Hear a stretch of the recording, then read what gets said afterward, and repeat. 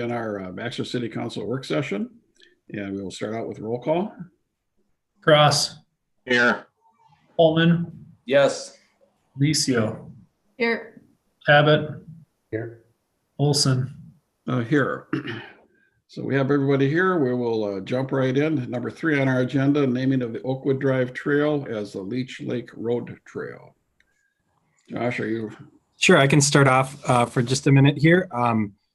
Just wanted to introduce Councilmember Holman, who needs no introduction, but just wanted to share a few words. Councilmember Holman attended our last Parks and Trails Commission meeting and presented to the commission about renaming the Oakwood Trail and to the Leech Lake Road Trail. And in the Parks and Trails Commission heard the presentation and made a motion, and that motion was accepted to pass along a recommendation for the renaming.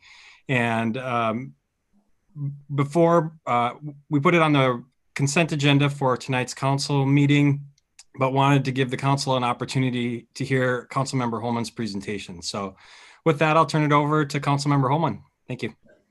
All right, thanks, Josh, and thank you all, Mayor and Council. First, 2 disclaimers. 1, I am not a credentialed historian by any shape of imagination. And 2, I'm trying to cover 500 years of history in 5 minutes. So I'll apologize in advance for any mistakes or misinterpretations along the way, but it does kind of link together to tell the story. And so I started in the packet that the Park Commission got and that we got this for this part of the agenda. I just developed a quick chronology, some dates and times of continental history. And so I started with Columbus. Everybody knows about Columbus, 1492. So you've got roughly 500 years, since Europeans first bumped into indigenous communities here in North America. And roughly 250, the last 250 of those 500 years is United States history. The colonization, the Plymouth Rock was the middle 1600s, and about the same time Plymouth Rock and European immigrants were emigrating into the then continental North America. The fur industry was taking off out of the Great Lakes, Hudson's Bay, New England states, the forested parts of North America, with French, European, and British fur industry. And so that fur trade business kind of took off from the middle 1600s through 1850.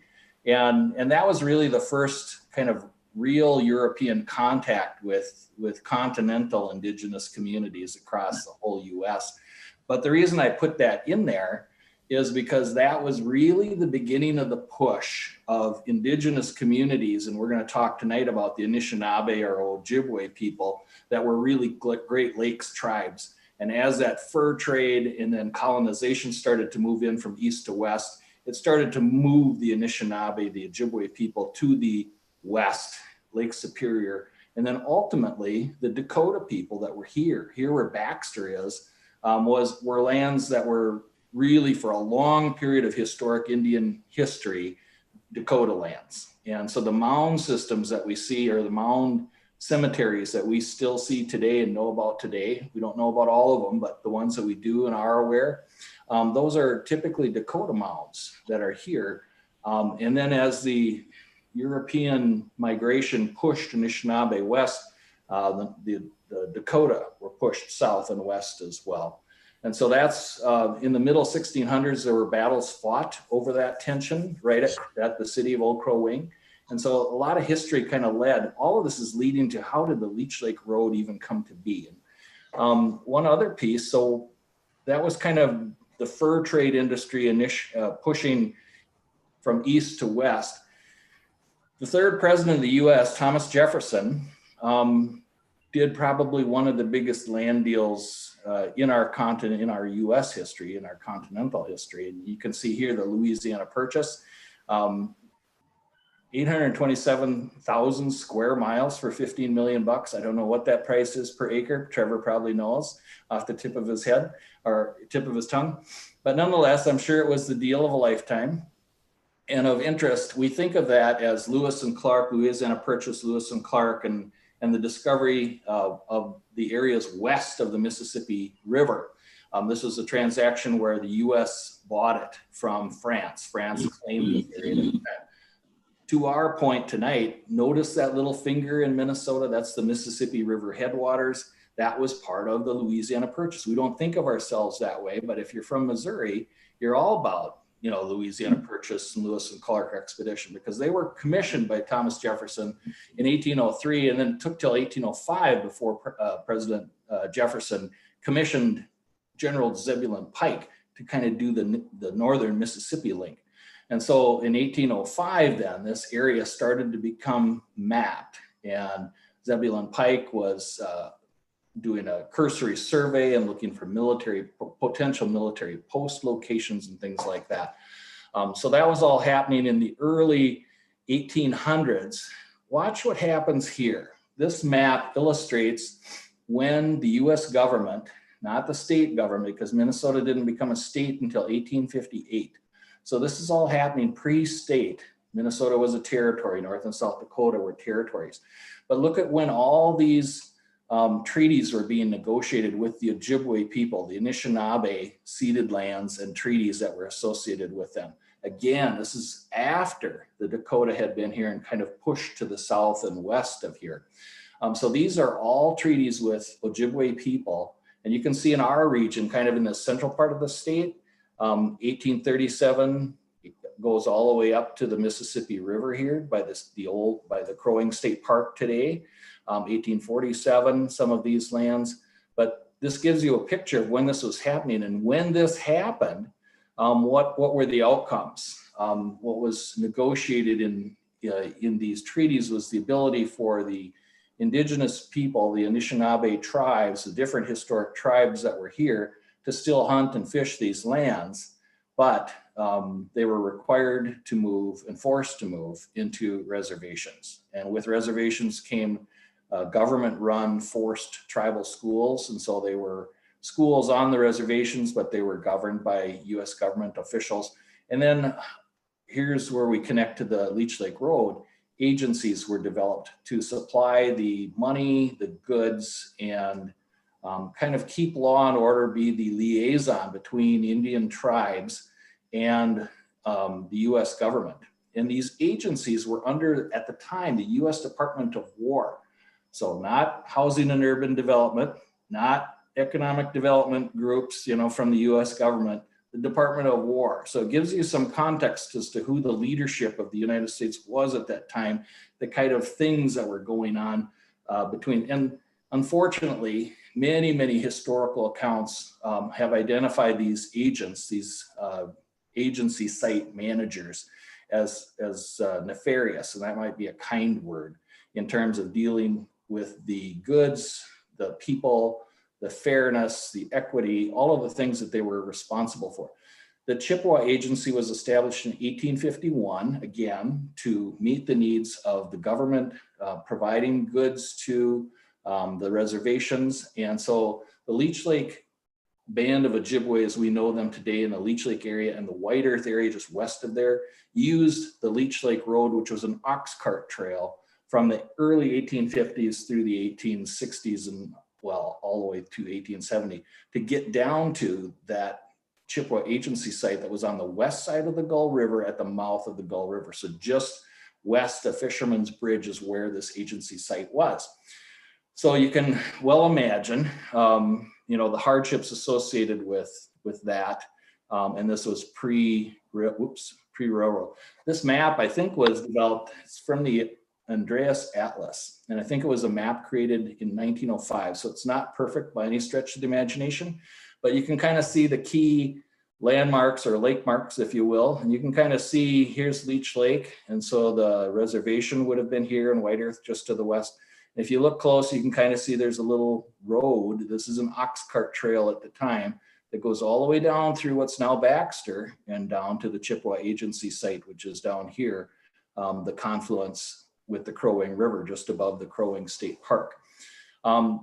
So just so you know, the Chippewa Agency site is on the National Historic Register of Historic Places, so it's very significant from a historical cultural perspective. And again, this was an ox cart trail, and there's still remnants of that. The next image is just blown up of our town. And so here's Gull Lake, here's the ox cart trail, the Leech Lake Road, and it comes down between Whipple, Upper and Lower Whipple Lake, named after Bishop Henry Benjamin Whipple. And it goes between Whipple Lake and Red Sand, you can kind of see here. And I've been on a couple of these properties with landowners, and the depression of that ox cart is still visible where it hasn't been obliterated by road or development. So there is still some remnant up here, but this Leech Lake Road would have come right around Whipple and crossed before the Northern Pacific Railroad, would have crossed the Gull River right about here, just south of where the railroad exists today, and then gone to the agency site. It also connected to the other ox cart trails that continued west, went up to Pembina, up into the Red River Valley area. So this was the 371 of its day. It was the only way, you know, that was cleared and kind of maintained by the travelers themselves to move up and down the highway. So my request of the Park Commission was to see if they would be willing to look at this history and then consider, instead of naming the trail for the road, which is what our typical policy, naming policy has been, but to name it for this historic feature that's a part of our history as a way to help Baxter residents and really the whole community understand that this is a significant part of our history that we don't always know and talk about. But someday it would be wonderful to not just name the trail, but have interpretation, you know, so a little sign at the south end by Cedar Scenic, maybe a kiosk or a bigger sign up by Whipple Beach Park that would identify a map like this to show people that this is really a roadway that connected the Chippewa Agency site to Leech Lake. We are part of that roadway and kind of what it represented with regard to both Indigenous history and our cultural history. As the Northern Pacific Railroad was built east and west here first, and then ultimately north and south, which is now the Paul Bunyan Trail, this road was critical in supplying people and supplies to kind of build the railroad infrastructure that came. And then if you look at the chronology sheet again, you can kind of see that once the rails came in the 1870s, that was when the city of Brainerd was platted and founded too, about the same time as the crossing of the Northern Pacific Railroad. And that's when the city of Crow Wing, which was now the Crow Wing State Park, disappeared. When a corporate decision, Northern Pacific, decided to cross the railroad, the city of Crow Wing had no purpose anymore. Transportation changed, and that was really the dawning of the logging part of this region's history as well. And the railroad was a big part of the logging and timber industry in our states. And then finally, for those of you that haven't read the Baxter history, 1939, we're a relatively new community. That's when we became a village. And here we are today. And so the last slide, I think, is just a quick snapshot. In 1859, Bishop Henry Whipple was designated as the Minnesota Episcopal Church priest and was commissioned with developing a missions and establishing church communities throughout Minnesota. As again, 1858, we became a state. Here he is in 1859, but he had a long historic record of being kind and kind of a liaison to help Indian communities, the Anishinaabe or the Ojibwe here, with the Indian agent issues. He was a liaison to the state and then federal government. He helped establish and educate, develop missions. So I think he really, you know, from the pages of history comes, not everybody would agree, I'm sure, but I think he comes down on the positive side of trying to be a humanitarian and work with the injustices and equities that Indigenous people, the Anishinaabe, were facing. He traveled the whole Mississippi headwaters. He was in canoes and up and down portages. He covered a lot of ground. I have no idea how the name Whipple Beach or Whipple Lake, you know, was associated. I haven't read anything that he had a mission there specifically. I know he had a mission at St. Columba. We call it St. Columbo, but it was Columba. So anyway, that's my story. That's my ask. And I think it's on our consent agenda tonight for approval, but it came with the Park Commission's recommendation to honor or shine light on this piece of history in naming this the Leech Lake Road Trail. Thank you.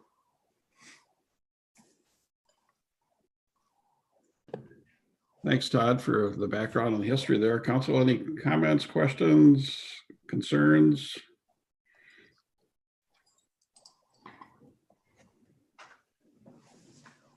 Todd, are there any, is this it, or is there any plan of going further north and having this be accepted and adopted by townships and whatever all the way on up, or? Well, that's a great question. I won't be here on the city side, but I think just within the city of Baxter, we have a trail plan that shows a continuation of this trail south of Cedar Scenic and all the way to 210, and then all the way from 210 down to the power line corridor that we've been talking about a lot lately.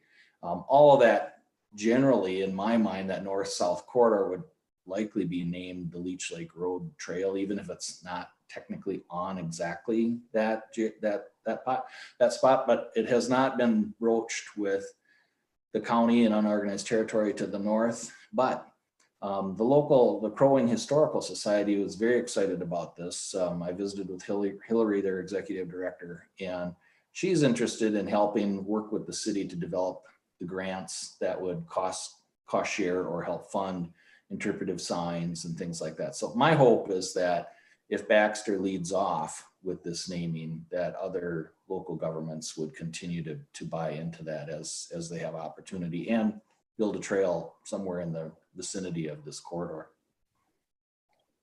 The only reason I bring it up is, I've been trying to mull this thing over, and if the goal was to go further up and everybody else would get involved, we could always come back and do it later. I'm not against any of this. I'm just thinking out loud. The other thing is that basically you're going to have a name on a trail that's 2 blocks long. I think that, the way you've explained it, it is of historical significance. I don't know that the Baxter residents will ever know it as that. It would have to be heavily explained with the kiosks or whatever. Otherwise, it'll, for the average, in my opinion, for the average resident, it'll be Oakwood, the trail on Oakwood, and then the third thing would be if, and this is probably not apples to apples, I say that right up front, but any other trail segment that we might build from here on out, where does it stop and start with giving specific names? Not a good illustration, I'm sure, but I'm just trying to think ahead of if we're going to get ourselves potentially into a situation where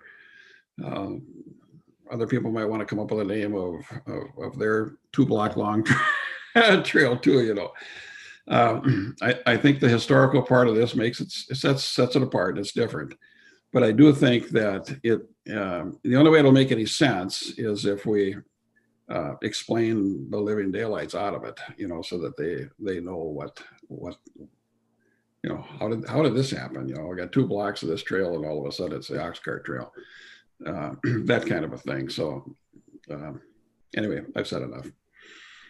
Yeah, no, those are good. Those are all good points. I think the fact that there is a National Historic Register anchor in the Chippewa Agency site and it's mapped and named, I think those things kind of differentiate it from other places in Baxter. We don't have that kind of history anywhere else.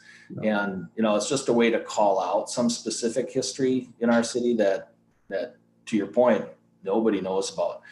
But I see, I think it's a site that would warrant funding through, I know grants are always competitive and we always hear about grants, and I do too, but I think this is one of those, because of the historic significance, because of the push, if the city agrees, and because of the Crow Wing Historical Society and the Friends of Old Crow Wing, which is kind of a subset of the Crow Wing ongoing historical society. I think there'd be a lot of push behind this. Stephen Shapeberger is a retired Episcopal priest minister from this community. He has been in lockstep with me. He's down south right now, or he'd be here, but he'd love to help. So it certainly wouldn't be like if we do go forward as a council with the naming, it wouldn't be an alone piece, because he, as an Episcopal retired priest, would love to help with the kiosk. The Historical Society would love to help with the kiosk and support the grants and pieces to that. So I think you're right. If you don't put up signs and tell the story, it would mean nothing. And so they have to go together. But I didn't want to make an ask of the Park Commission or the council that required money. I wanted to create a question, is this the right thing to do? And then if council agrees it's the right thing to do, then we can start figuring out how to fund those other pieces. Yeah, okay, thank you. Council, any other questions, comments? Okay, we'll see it again in a few minutes. Brad, you want to drive on with a second agenda item here? Sure. Thank you, Mayor. Each of you have received in your packet a memo that I drafted last week regarding the governor's executive order that was executed a little bit over a week ago, and the impact that it has on outdoor recreation. According to the order, the city is not allowed to open the warming houses during the 4-week closure or restriction that was put in place as part of the order. Being that we typically don't open our ice rinks until the second half of December, the impact of the order on the city is minimal. It's almost non-existent. However, if the order does get extended, or that there is a revised order that still limits outdoor or social gathering, it will have an impact on how we provide services for our ice rinks. Prior to the commencement or the announcement of the order, we were going to do business as is, but we were going to do socially distant markers within the warming house to encourage social distancing, and we were going to have the seasonal staff monitor the use of the warming house to encourage equal opportunity or use of the warming house and to discourage social gatherings. Should an order get extended, we're asking the council to give us some directive as to how we provide rink services.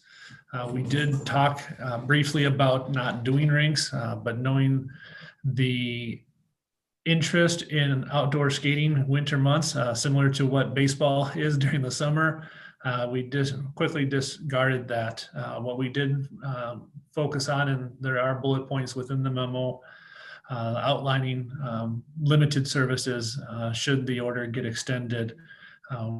What we are thinking or anticipating is warming houses, proposing is that the warming houses be closed for the season or until directed by the council.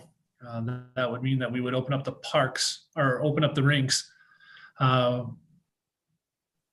and there wouldn't be any warming house attendance like we normally do. The attendants would only be there to open and close the rinks, as well as to clean up the surrounding area at the time of closing of the rinks itself. They would not be there to observe the rink throughout the day. With the closure of the warming houses, there would be no restrooms, so it would minimize the amount of time that people would be utilizing it, but at least providing them the outdoor activity. We would do our repairs and improvements to the rink during the normal business hours, Monday through Friday, and then we would place signage similar to what we would do or what we did with the parks earlier this year, and making sure that people understand the level of service and the facilities that are open and closed. Included in the memo were a list of pros and cons that we assembled while trying to outline this revised or minimized amount of service, and looking for feedback from the council as to your thoughts on it and the seek directive. So I know we're short for time, but I wanted to get that all in and seek some opinion back. So. Okay, Mark. Yep.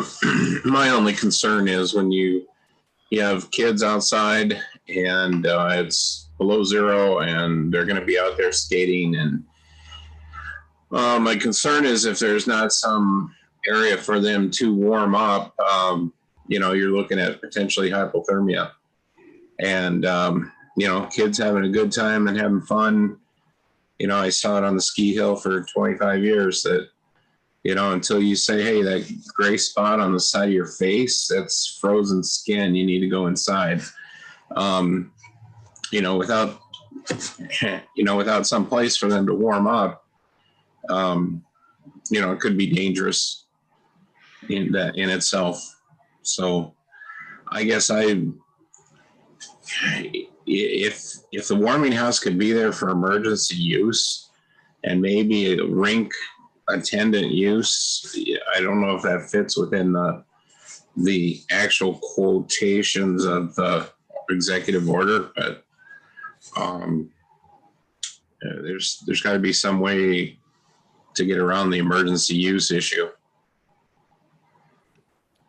Brad, yeah, thanks, Mark. I think we need to move on to the council meeting. We can come back maybe during your comments, Administrator. I think it's a subject that needs a little bit more discussion, and so rather than have too little, I'd rather have a little bit more. So we got 4 minutes until the council meeting, and will that work? You just continue it in your.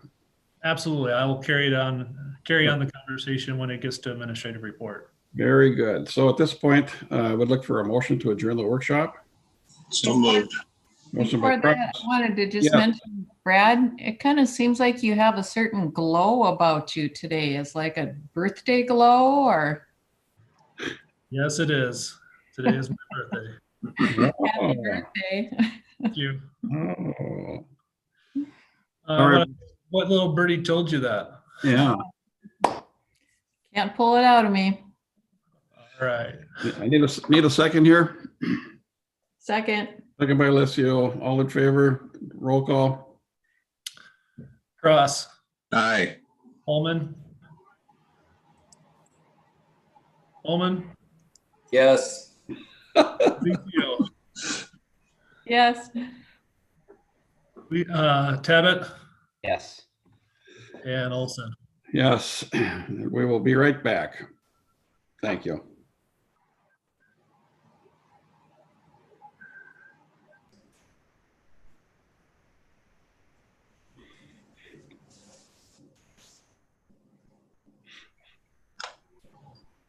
I have something kind of fun to show you. Wait, it's not from the waist down? Good one. What are these? Are these no bifocal? No, what? No glass. Oh, no period. glass. Oh. Did you get a, what are they called? Red Ryder, or what are those BB guns? Shoot your eye out? Oh no, I had cataract surgery. Oh, Todd's having that in a couple weeks. How is